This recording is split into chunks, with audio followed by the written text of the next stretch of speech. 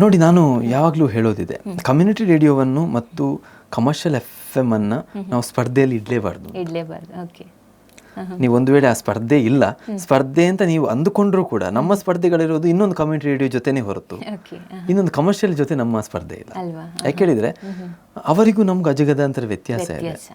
ಅವರು ಕಮರ್ಷಿಯಲ್ ಅಲ್ಲಿ ಅವರದೇ ಆದಂಥ ಹಾಡುಗಳು, ಅವರದೇ ಆದಂಥ ಅಡ್ವರ್ಟೈಸಸ್, ಅವರದೇ ಆದಂಥ ಕಂಟೆಂಟ್ಗಳು. ನಮ್ಮದಲ್ಲಿ ಯಕ್ಷಗಾನವೂ ಬರ್ತದೆ, ಪಾರ್ಧನವೂ ಬರ್ತದೆ, ಇಂಟರ್ವ್ಯೂ ಬರ್ತದೆ, ತುಳುವು ಬರ್ತದೆ, ಕನ್ನಡವೂ ಬರ್ತದೆ, ಕೊಂಕಣಿಯೂ ಬರ್ತದೆ, ಬ್ಯಾರಿಯೂ ಬರ್ತದೆ. ಅದರಲ್ಲಿ ಅವರಿಗೆ ಅವಕಾಶಗಳಿಲ್ಲ, ಏನಿಲ್ಲ. ಸೊ ಹೀಗಿರುವಾಗ ಅವರ ಕಂಟೆಂಟ್ ಬೇರೆ ಇರುವಾಗ ನಮಗೂ ಅವ್ರಿಗೂ ಯಾವುದೇ ರೀತಿಯ ಏನು ಇದೇ ಇಲ್ಲ, ಸ್ಪರ್ಧೆಗಳು ಇಲ್ವೇ ಇಲ್ಲ. ಬಟ್ ಕಮ್ಯುನಿಟಿ ರೇಡಿಯೋಗಳು ಅಂತ ಬರುವಾಗ ನಾವೊಂದು ಕ್ವಾಲಿಟಿಯಾಗಿ ಕಾರ್ಯಕ್ರಮವನ್ನು ಕೊಡಬೇಕು ಅನ್ನೋದನ್ನು ನಾವು ಅಂದ್ಕೊಳ್ತೀವಿ. ಆ ಮಟ್ಟಿನಲ್ಲಿ ನಮಗೊಂದು ಸಂತೋಷ ಇದೆ.